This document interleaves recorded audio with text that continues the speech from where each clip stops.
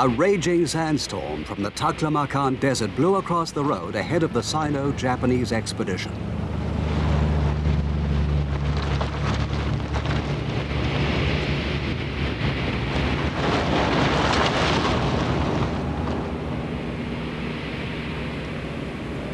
After we had left Lo Lan, we set out in a southwesterly direction along the southern route to the Western lands. This is one of the oldest parts of the Silk Road, and it was once very prosperous.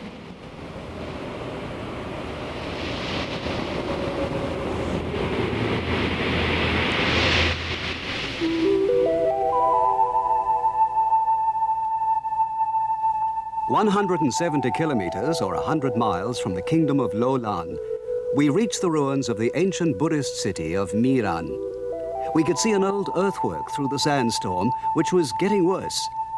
The Tower of Miran was being seen by foreign eyes for the first time since it was rediscovered by the British explorer Oral Stein at the beginning of the 20th century. Here, Stein had found beautiful products of the mixing of two civilizations. This mural painting is of an angel with wings. It's a bit like a Western seraph, but the hair, with only one lock on the left-hand side, shows an Eastern influence.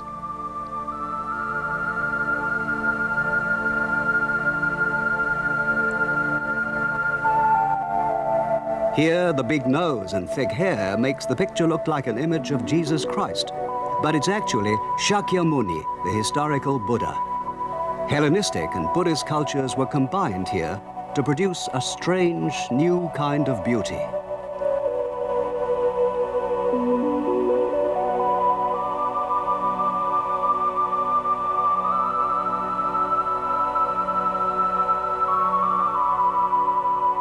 This castle was built of big sun-dried bricks in a square, about 70 meters or 200 feet to the side. It was a fort built by the Tibetan people who came here from the south in the 8th century. The Tibetans disappeared during the 11th century, and since that time, Miran has been buried under the desert sand.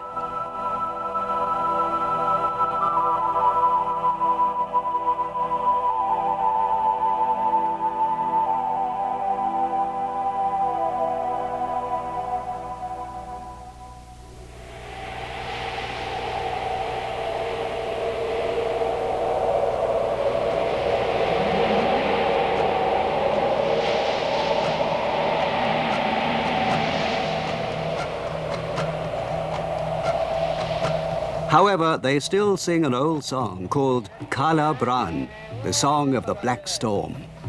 It tells how the sandstorms buried the city that was once their home.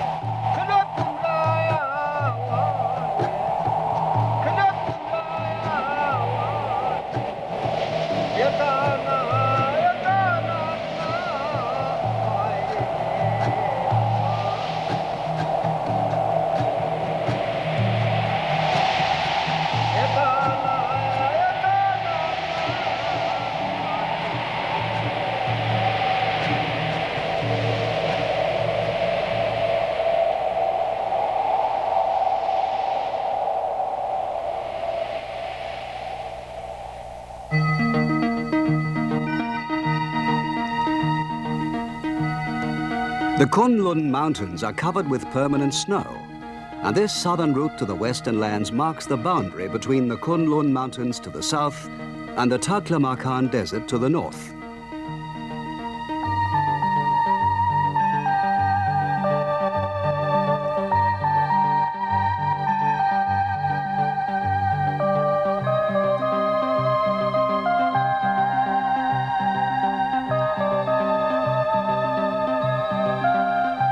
In the last part of the 19th century and at the beginning of the 20th, many expeditions from all parts of the world came here. The last was the British expedition led by Stein, which came in 1914. We were the first foreigners to come here for 65 years.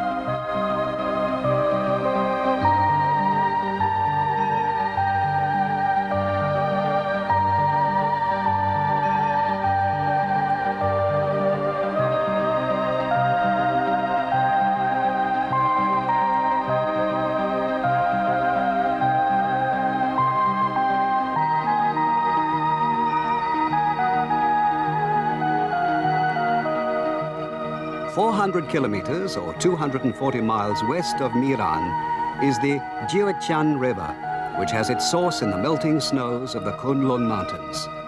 And on the west bank of the river lies the oasis town of Jiuetian.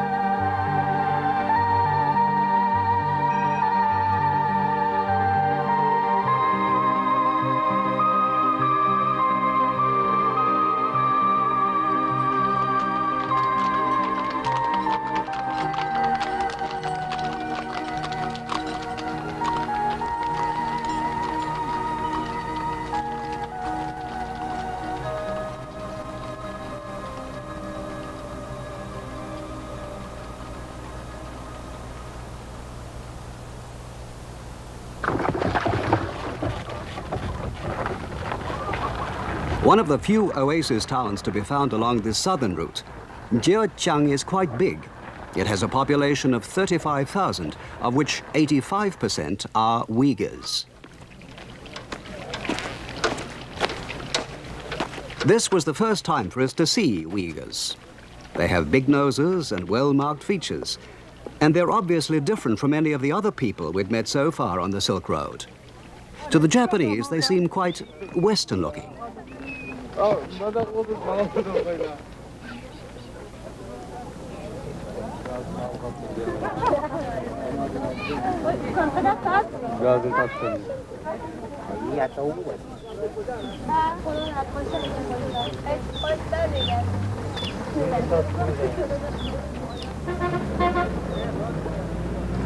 This is the main street of Jiuetian town, with all sorts of stalls on either side.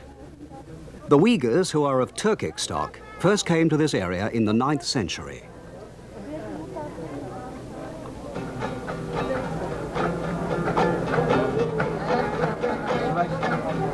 Today, they've settled around the Taklamakan desert, and they're the principal inhabitants of the Xinjiang Uyghur Autonomous Region.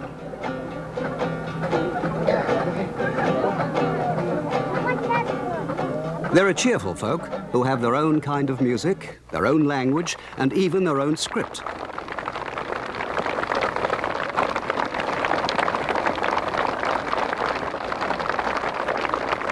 The expedition was warmly welcomed by the children of the Jiuetian First Elementary School. This school is only for Uyghurs, the town's majority inhabitants, and it has 500 pupils, more than there are at the Chinese school, which is called the Second Elementary School. In the lower classes, they learn in the Uyghur language, but they start to learn Chinese in the 4th grade. The children gave a hearty welcome to the first foreigners most of them had ever seen.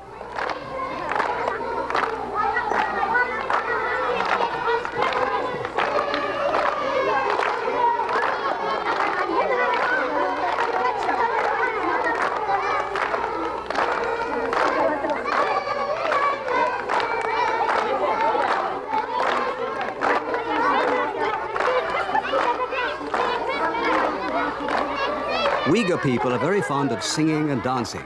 In fact, whatever their age, whenever they get together, they start to sing and dance. This is a nomadic song that they still sing in memory of the old days. But even today, you can still find a special corporation in Jiuetian for nomadic herdsmen.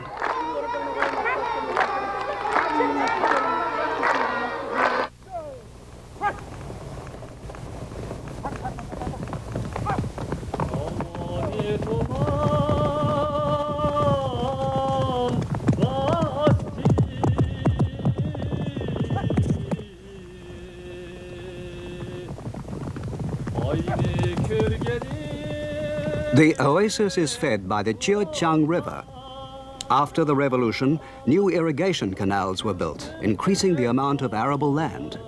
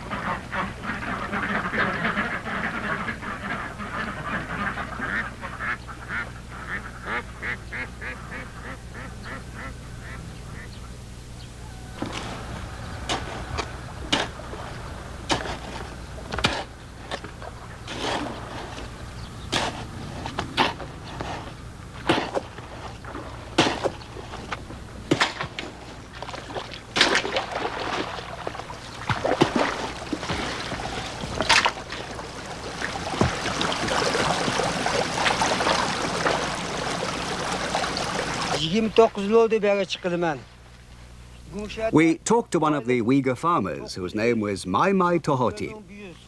Yes, this is a good place to live. There's plenty of water and farmland, and the harvests are good.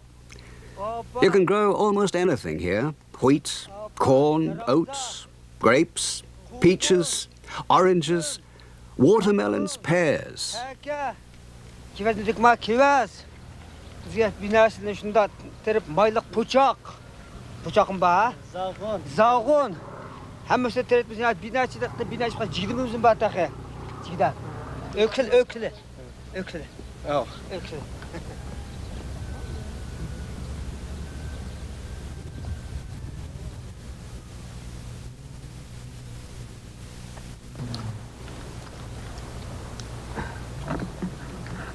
The people's houses are made of mud bricks, and in the summertime they often eat in the open air under the grapevines.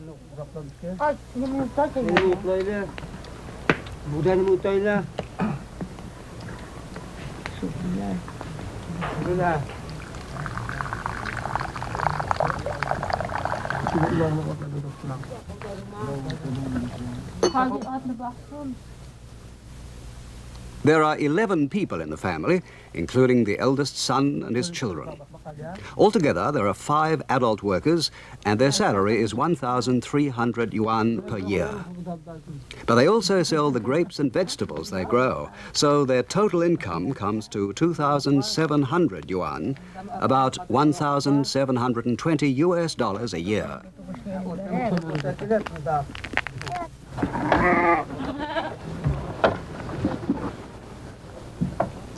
But they have their own goats for meat, and they grow most of their other food, so they're comparatively rich. Mr. Mai Tohoti said his family could be considered middle class in Jiechang.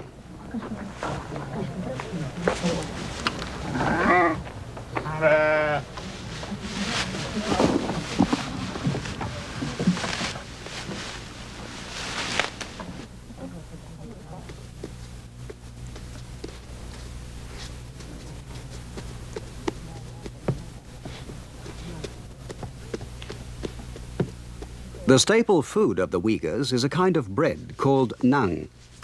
It's made of wheat flour kneaded out flat and round and baked in a simple oven.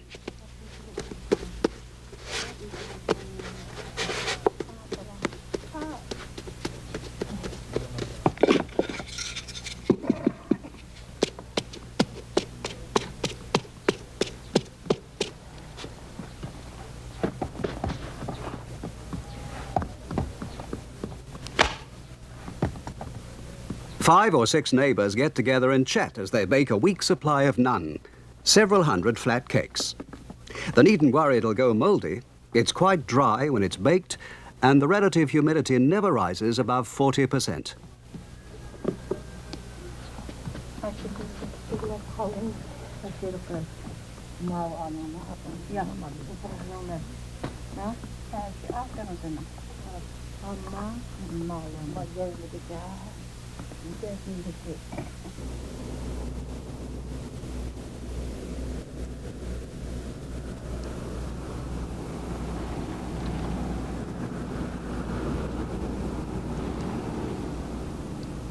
360 kilometers, or 200 miles west of Jiuqiang, is the town of Mingfeng.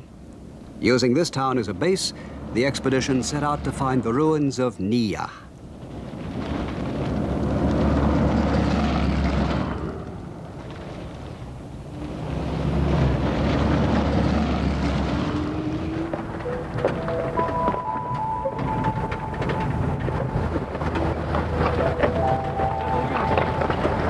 To reach Niya, you go 110 kilometers, or 70 miles north along the Niya River into the Taklamakan desert.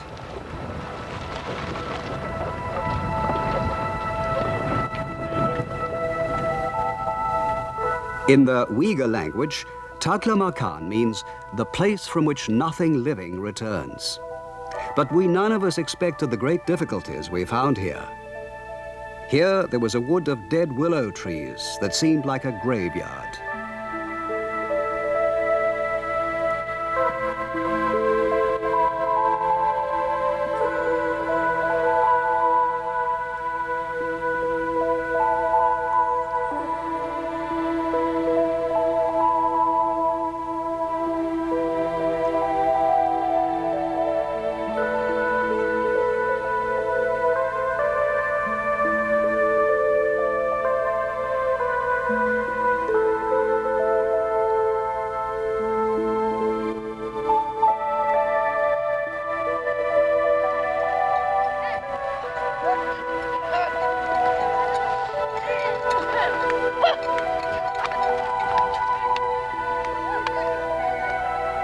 In the dead forest, we found a herd of camels.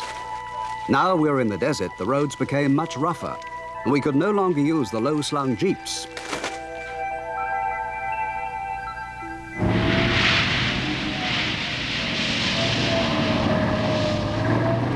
We had to transfer all our equipment into trucks, and the team had to ride in the open vehicles in the hot sun.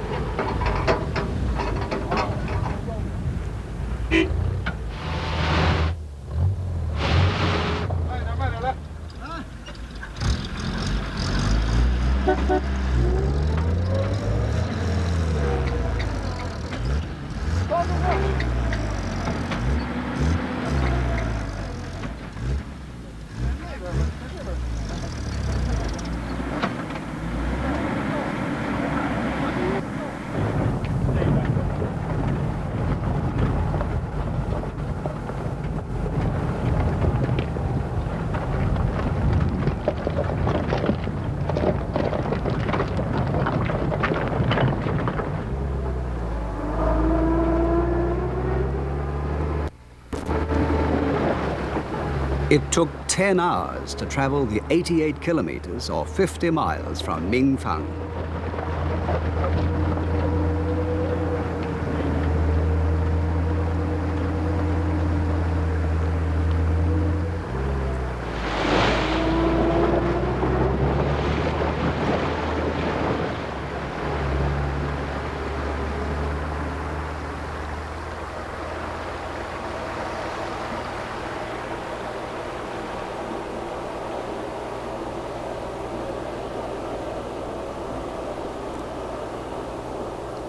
We divided the journey into 2 stages. The first by truck along the Niya River as far as Damazar, the second by camel for the remaining 30 kilometers, or 18 miles, to Niya, 1 day's journey.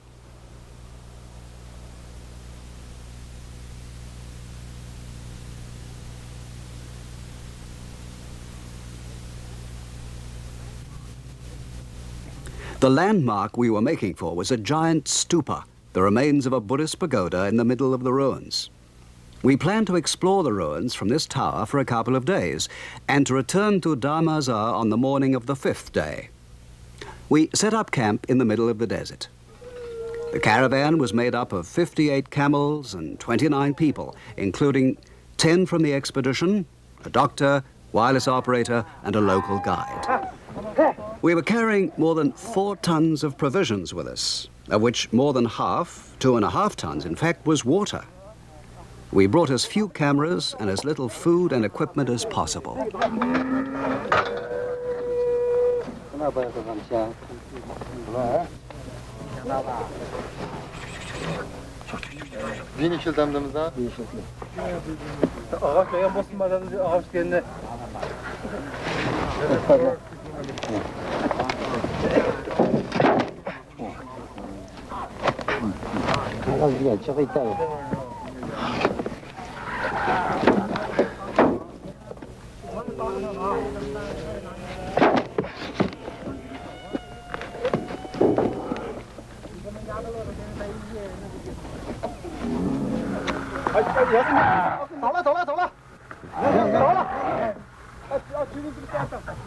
One camel should be able to carry more than 150 kilograms or 300 pounds. But there are always a few that refuse to budge with such a heavy load. And since we'd been forced to take them from 4 different villages, several were already skittish and nervous. Our original plan was to set out on the 2nd day at 9 in the evening, but we were not yet ready by noon next day.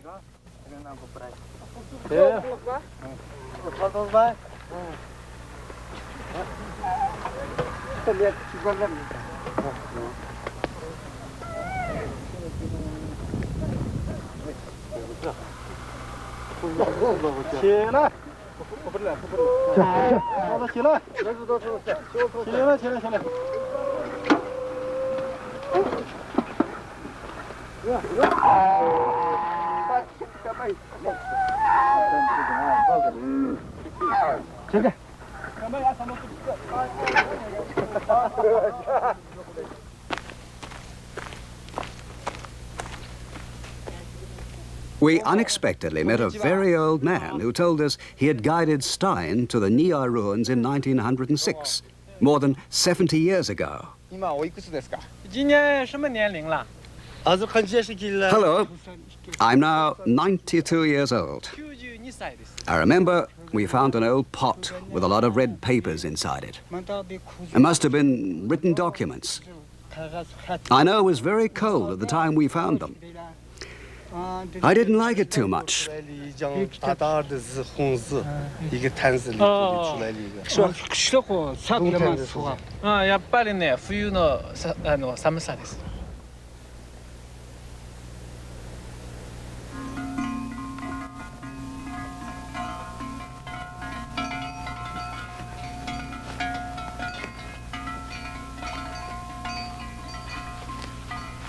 After another 5 hours delay, we finally set out from Darmazar. Here, the Nia River now disappears into the sand, although in the past it used to flow all the way to the ruins. They're actually quite close, if only you could travel directly towards them. But an old riverbed lies that way, a deep sandy valley with dead trees across it. That sort of terrain is too tiring for camels.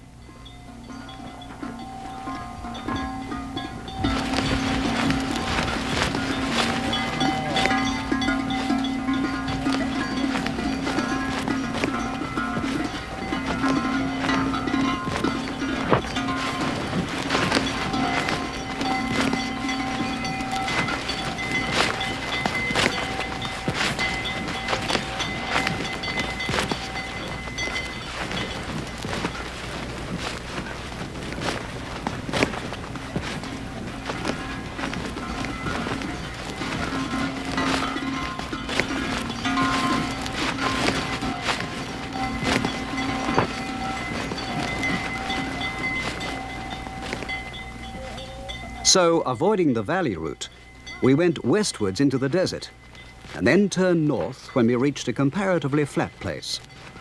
It was very hot. The air temperature was more than 33 degrees Celsius or 90 degrees Fahrenheit. And the ground temperature was over 50 degrees Celsius, 120 degrees Fahrenheit. If we could find the Nia ruins, we should be the first foreigners to see them for about 70 years.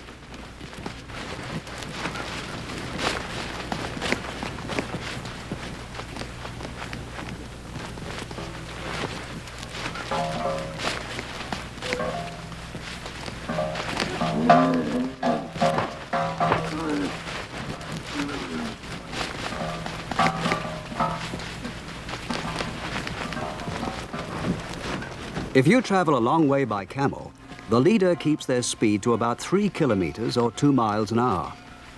On the day we started out late, we only had about 5 kilometers or 3 miles to go to the ruins when the sun set.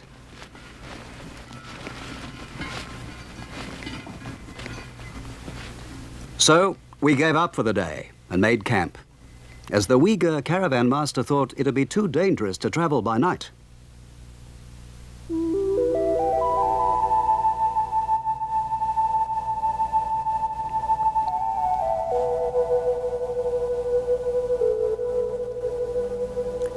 The next morning, we started out at 9 o'clock because we thought it'd be only an hour or so before we got to the ruins. It was very hot, and even at that early hour of the morning, it was already almost 30 degrees Celsius, 90 degrees Fahrenheit.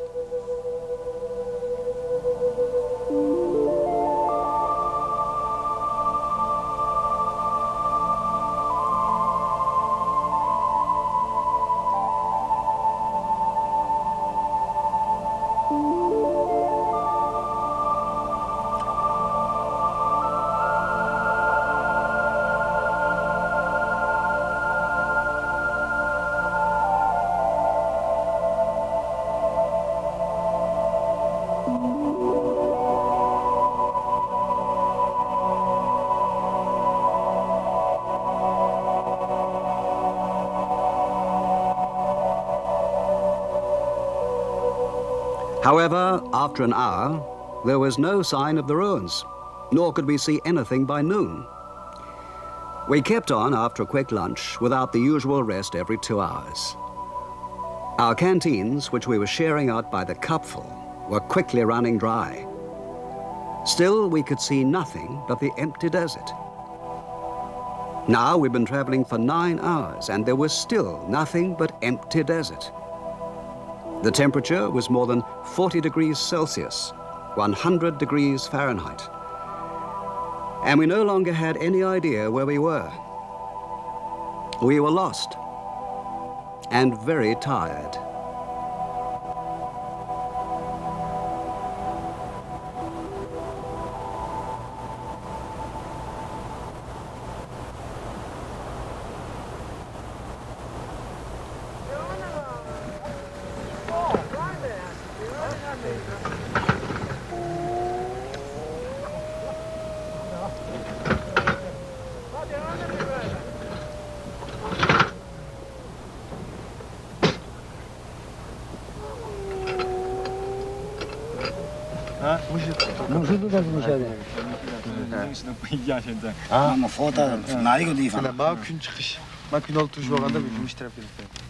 We held a hasty conference in the usual mixture of 3 languages, Japanese, Chinese, and Uyghur.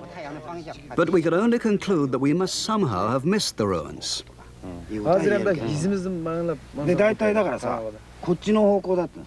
だいたいこちらだって言うんだから。いや、そこ置いてあるでしょ。この方向ね。拿一个头吧。这个是当个是。那个对对对，那个头。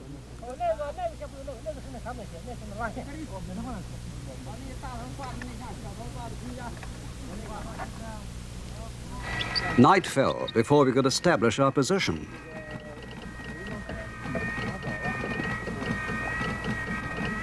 We sent a radio message to the emergency base at Mingfang, and the guides divided themselves into 3 groups which would scout round and try to find the ruins.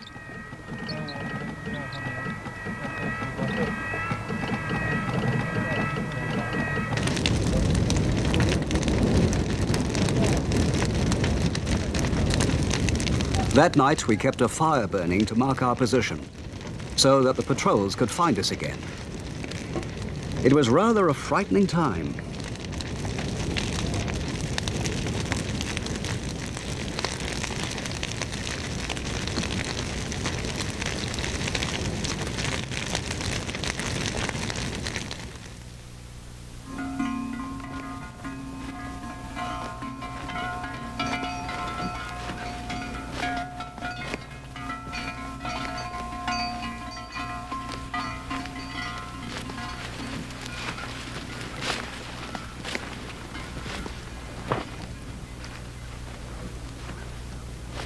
However, one scouting party brought good news.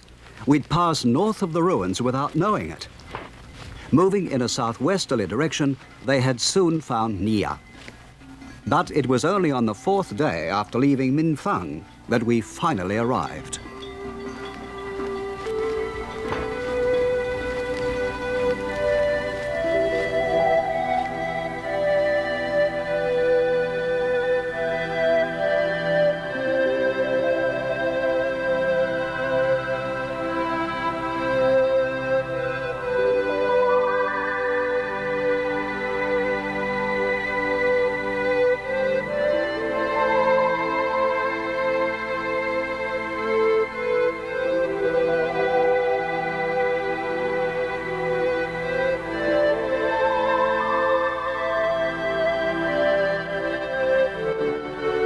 The stupa, or Buddhist tower, was 6 meters high or 18 feet, built of sun-dried bricks, and showed evidence of having been plundered by robbers.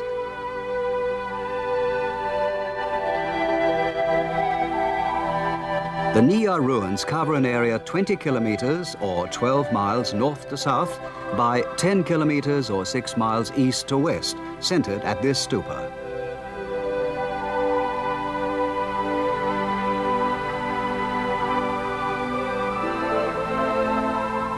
We had already wasted a whole day, so the cameramen concentrated on 4 groups of ruins nearest the stupa.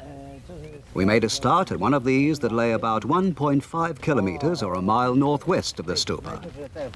There were large wooden frames that looked like the remains of enormous rooms.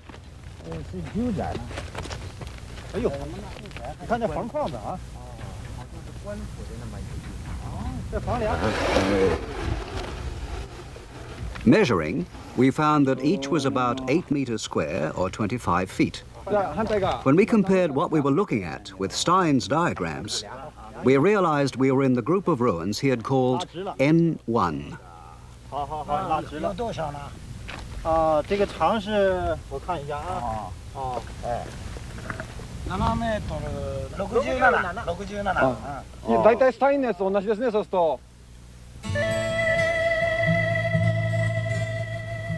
About 1 kilometer, or half a mile further northwest, was another group Stein called N2.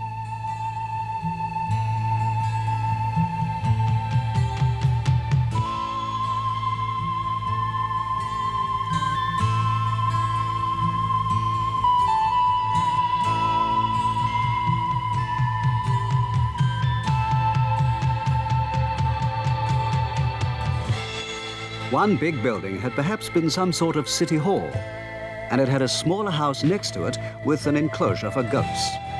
People of many different occupations, officials, farmers and others, had all lived together here. We had the uneasy feeling that, even after more than a dozen centuries, the real owners might suddenly appear again.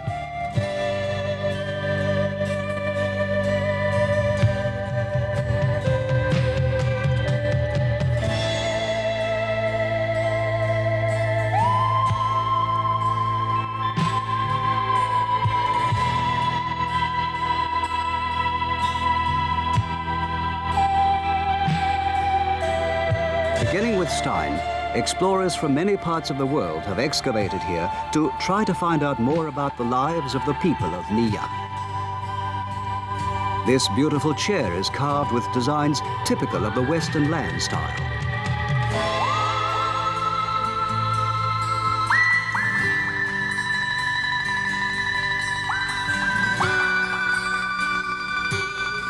This tiny Buddhist image is small enough to hold in your hand.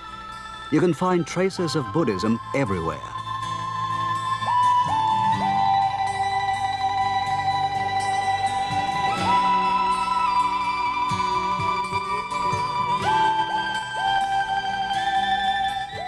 Documents found here, in an ancient Indian language written in Kharoshti characters, have thrown some light on the old kingdom of Lo Lan.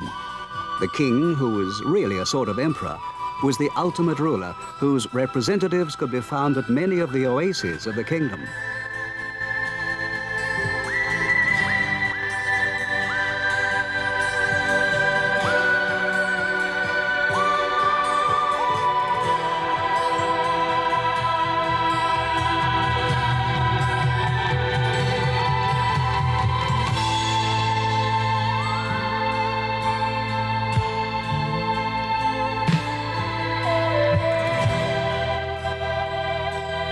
It's clear there must have been a well-developed central administrative system. About 3 kilometers or 2 miles south of the stupa, there was a great house which belonged to the local chief, who was appointed by the king of Lo Lan and who was called Choboji.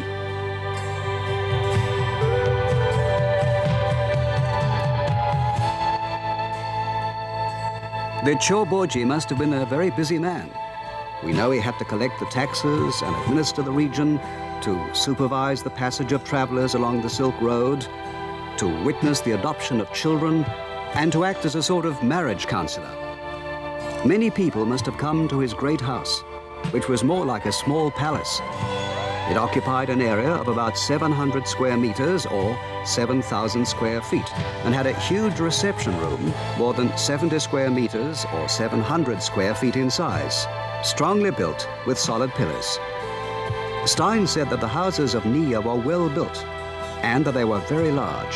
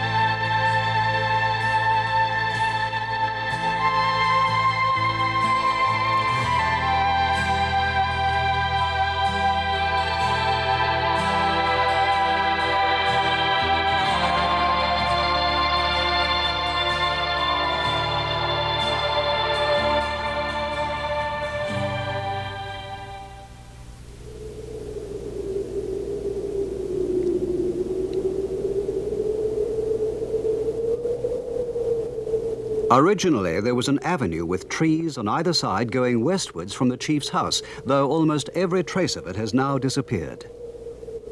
Near the stupa, we found bones, whitened by years of exposure. Beneath these vast ruins, many secrets must still lie buried.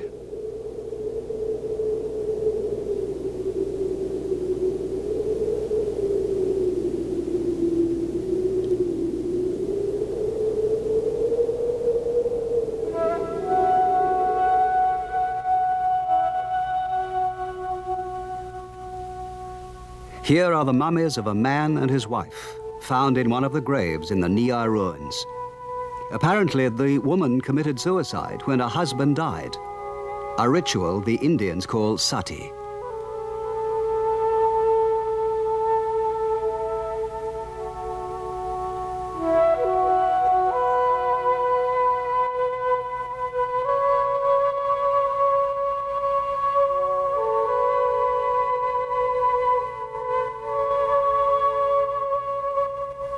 Their hands are clasped together, and on one hand we can see a ring. We can almost read a story of a great love, like that of the woman in Lo Lan with the heron feathers in her hair. Around the body of the man was wrapped a silk robe that bore 4 Chinese characters, a prayer for eternal bliss.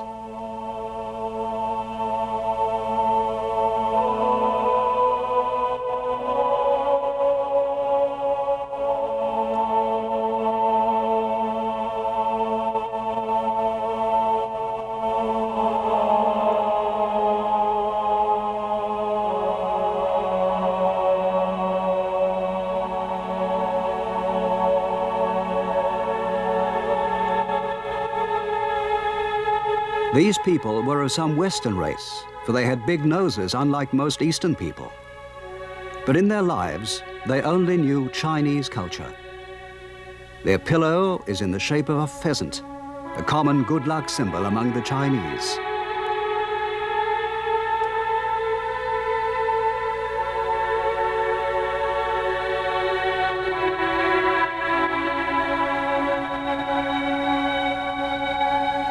And their combs and cosmetics basket were made from the wood of the wisteria tree, a typically Chinese material.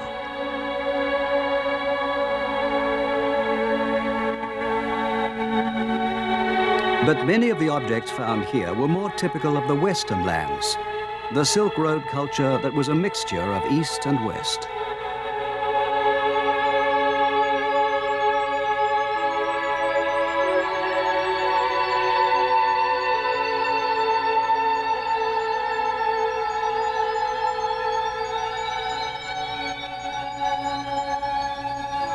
The famous Sino-Kharoshthi coins were in use in Nia. They had Chinese characters on one side and Kharoshthi writing on the other. Then suddenly, in the middle of the 4th century AD, Nia disappears from view. Nothing is known about its collapse. Perhaps as the Nia River gradually dried up and the desert advanced, the people had to trek south to find the necessities of life. Drought must have forced them to leave the country they'd inhabited for so long and to move away in search of water.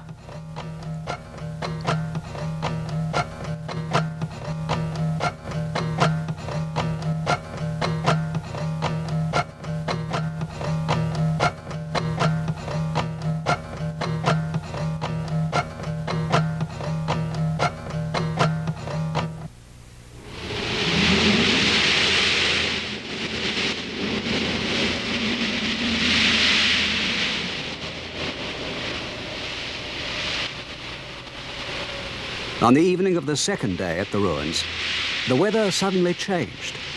It started with a few tiny whirlwinds, and then the wind rose and made the sand dance.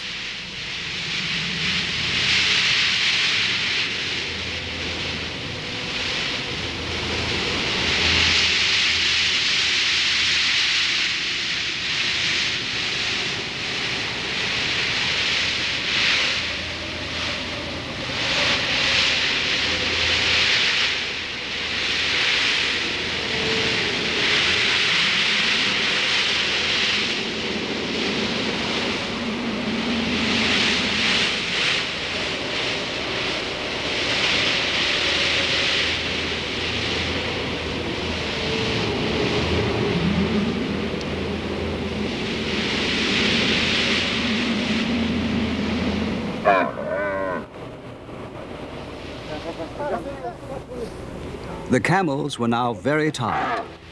They had endured many days with an air temperature of over 40 degrees Celsius, 100 degrees Fahrenheit, and a ground temperature of almost 50 degrees Celsius, 120 degrees Fahrenheit.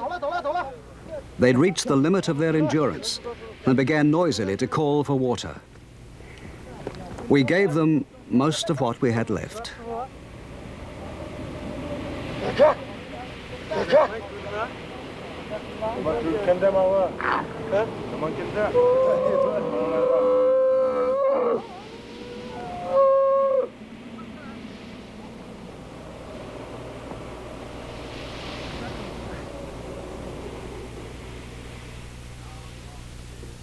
Now the long stay in the desert had exhausted us too.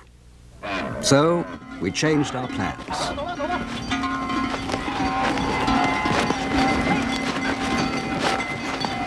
The caravan master decided it was a time to ignore the danger of night travel. We'd leave Nia at midnight. He warned us, but don't fall asleep. Anyone who falls off his camel will be left behind. The Nia ruins disappeared rapidly into the darkness of the moonless desert night.